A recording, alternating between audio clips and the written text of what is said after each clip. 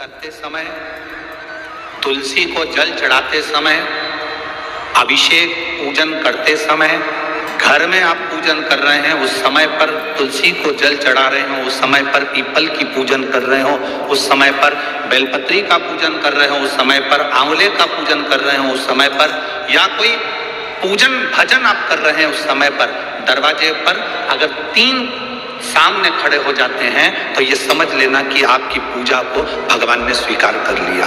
कौन 3 है उसका स्मरण करिएगा। पहला, पूजन करते समय, भगवान की आराधना करते समय अंदर मंदिर में अपने घर में बैठकर आप भगवान निला रहे हैं, भगवान की पूजन कर रहे हैं, अर्चना कर रहे हैं, सेवा कर रहे हैं, माला जाप कर रहे हैं, पूजन अर्चना कर रहे हैं, तुलसी को जल चढ़ा रहे हैं, उस समय पर 3 का दर्शन अगर आपको हो जाता है, आपके दरवाजे पर अगर आ जाते हैं तो आपका समझ लेना पूजा स्वीकार हो गया। पहले नंबर पर पूजन करते समय दरवाजे पर गौ माता आकर खड़ी हो जाए, समझ लो तुम्हारा पूजन सफल हो गया।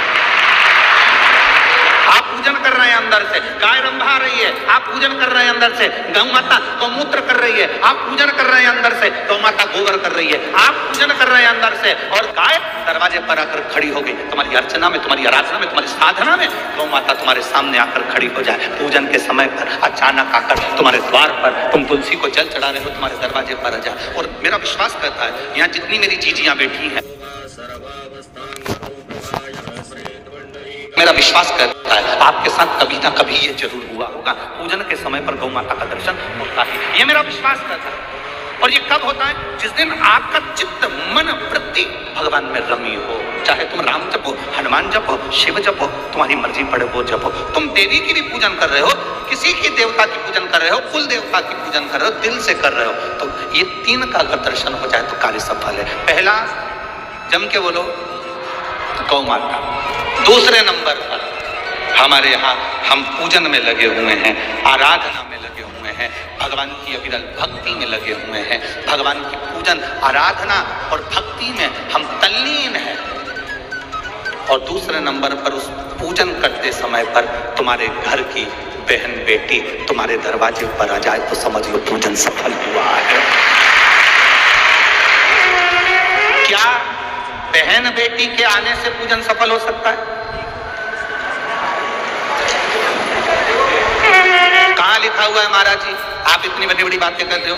पूछने वाले पूछ सकते हैं, कहने वाले कह सकते हैं, आपने कैसे कह दिया कि बहन बेटी के आने से सफल हो जाता करे? तो आप उठाओ, हिमालय राज का बेटा बाणासुर से दोस्ती कर लेता, माता पार्वती का भाई बाणासुर से दोस्ती कर लेता है, और दोस्ती कर लेता है तो उसके चुंगल में फंस जाता है, बाणासुर के चुंगल में भाई संकट में आ जाता है। आज हिमालय राज और मैनावती दोनों बैठकर भगवान की आराधना कर रहे थे, इतने में पार्वती का आगमन हो जाता है। पार्वती ने आते से ही देखा, पिताजी आप आराधना कर रहे हो, पूजन कर रहे हो, किस लिए, क्यों? मैनावती ने कहा तेरा भाई संकट में घिरा हुआ है। पार्वती ने कहा क्यों चिंता करते हो, क्यों चिंता करते हो? पिताजी मैं आई हूं ना, चिंता मिटा दूंगा, चिंता मिटा दूंगा, आप चिंता ना करें। क्या हुआ?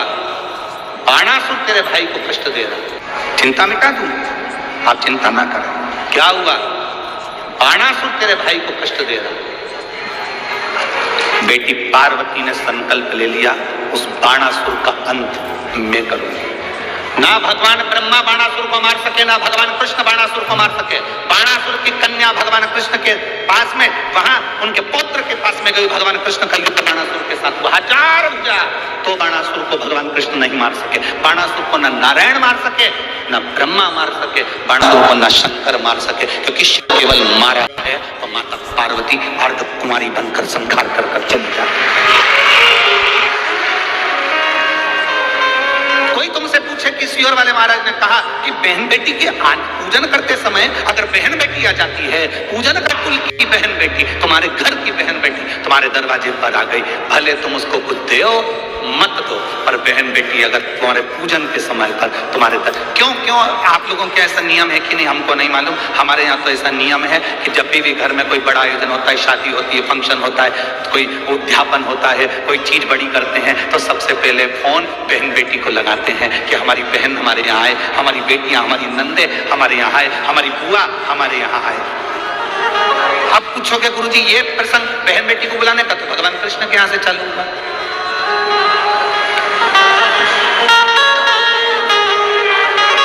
नंद बाबा की कितनी बहन थी?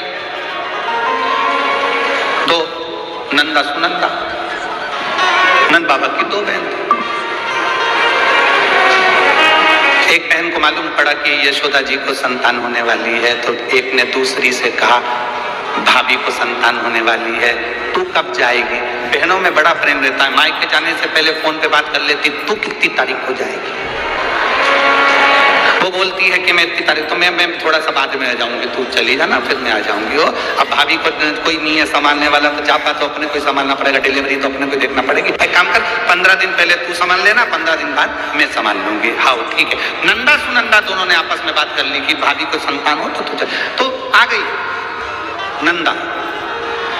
नंद बाबा की बहन नंदा आकर घर में रहने लगी, और भाभी को जब जापा हुआ तो सबसे पहले नंदा भगवान को हाथ जोड़कर कहती है, बाबा ऐसी कृपा करना, ए बाबा ऐसी कृपा करना, मेरे भैया के यहाँ 60 साल के बाद तो औलाद हो रही है, तो ऐसी कृपा करना कि उनके घर में लड़का हो जाए। और नंदा हाथ जोड़ती जोड़ती जोड़ती जोड़ती यशोदा जी के कक्ष में गई, और जो कक्ष में गई जाकर जो दर्शन करा तो लाला का दर्शन था। नंदा खुश हो गई, थाली उठाकर बजाने लगी कलदार से, और एक थाली को उठाकर उस नंदा ने बजाया, थाली को उठाकर।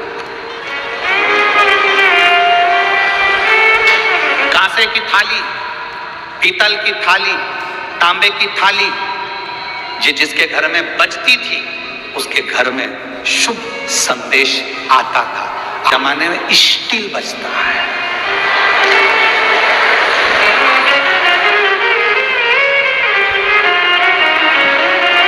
अब तो स्टील भी गया, प्लास्टिक, अब वो बजता। जिसके घर में तांबे की थाली, पीतल की थाली, कांसे की थाली, इसलिए मंदिर में आप लोग, हम लोग तो कहें आप लोग मंदिर जाते होंगे तो मंदिर में जो घंटाल बंदे रहते हैं वो तांबा, पीतल और उस कांसे के बंदे रहते हैं, उसको लकड़ी से बजाते हैं। क्यों बजाते हैं? उसका कारण क्या है? उसका कारण क्या है? जितने लोग आरती में सम्मिलित होते हैं, तांबा, पीतल, कांसा मंदिर में इसलिए बजाया जाता है, जितने लोग आरती में आए हैं इनके घर में खुशियां प्रवेश कर जाए, इनके घर में भी जाता है। जितने लोग आरती में आए हैं इनके घर में खुशियां प्रवेश कर जाए, इनके घर में भी आनंद की अनुभूति हो जाए।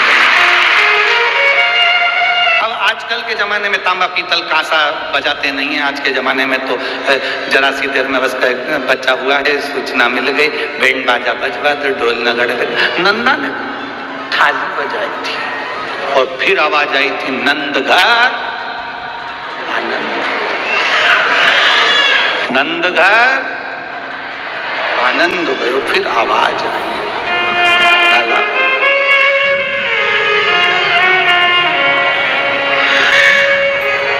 शिव तत्व कह रहा।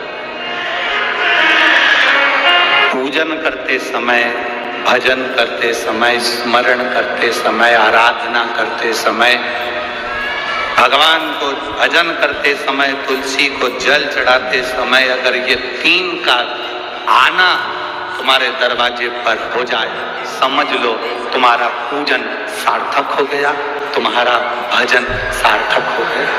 भजन सार्थक। आवाज सुबह की हम आपको बताएं, एक तो महाराज जी ने कमरा भी ऐसी जगह दिया है कि जहां सबकी आवाज हमको सुनाई दे जाए।